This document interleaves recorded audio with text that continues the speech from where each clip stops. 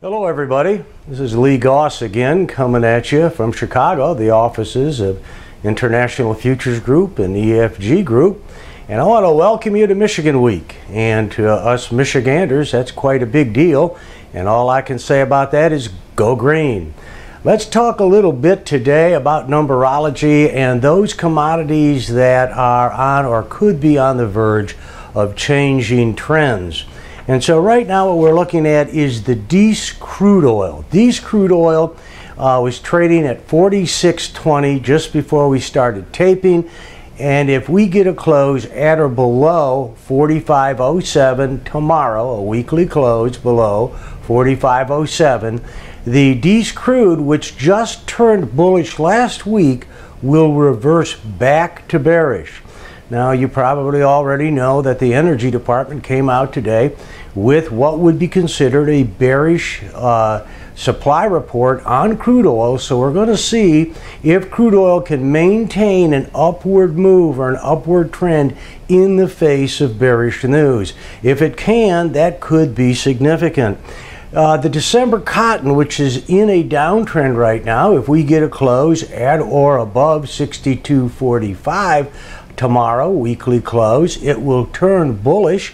It was trading at 63.60 just before taping, so you can see it is already above the reversal number. The question is, can it maintain that into tomorrow's close?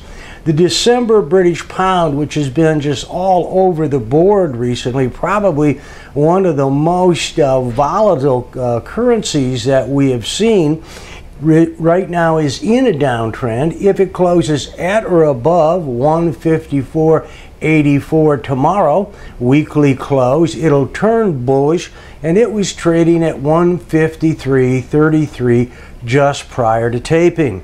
Now, last week we had a number of commodities that were on the verge of trend changes. And so let's talk about those just for a brief moment. Gaus corn, Gaus wheat, the Gaus coffee, the Canadian dollar, and the Australian dollar all turned higher on last week on the Friday close. And the Gaus cocoa did indeed turn bearish. Now, as you probably are witnessing, the Gaus wheat and the Gaus corn have given back quite a bit of their rally here so far this week. And what does that mean? Does that mean that the new upward trend is negated? Not at all, not necessarily. What we basically see many times is it takes a great deal of energy for a commodity to get to the point and then go into a trend reversal. Only basically the next week gives some of that back as it kind of reached a point of what I call exhaustion. And what we have right now in both the wheat and the corn is basically a down move or a bearish move in a long-term uptrend market. Now, one thing that you're going to want to watch for is the beans and the soybean meal, as they are still in a downtrend and will probably keep a lid on the corn and wheat to a degree if and until the beans and bean meal turn bullish. And frankly, looking at numbers needed to get that done or accomplished, we're probably still 2 or 3 weeks away from getting there, if we get there at all. So we're going to be watching for that. The coffee market, one of my favorite markets, if not my favorite market, basically went to some critical level, initial critical level. It's backed off of that a little bit. It did follow through on the upside after the trend change. The question is now, at what point and when, what values do we want to take a look at buying it?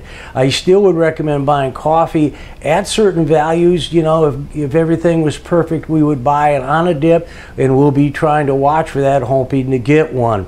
Well, folks, I hope you have a great trading Friday. I hope you have a great weekend. Remember, go green. And always keep in mind that trading commodities is risky. Underline is. It is risky.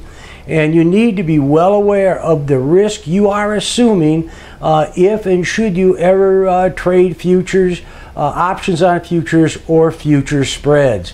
Until next week, have a great one. This has been Gaus from the offices of International Futures Group and EFG Group here in Chicago.